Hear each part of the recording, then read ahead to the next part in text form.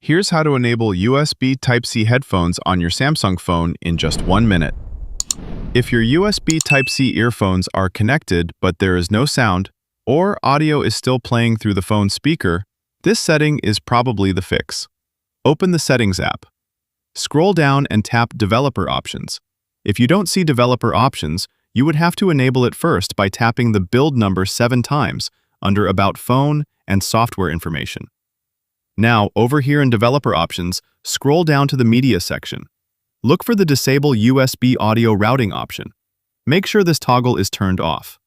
If it is already turned off, turn it on for a few seconds, then switch it back off again.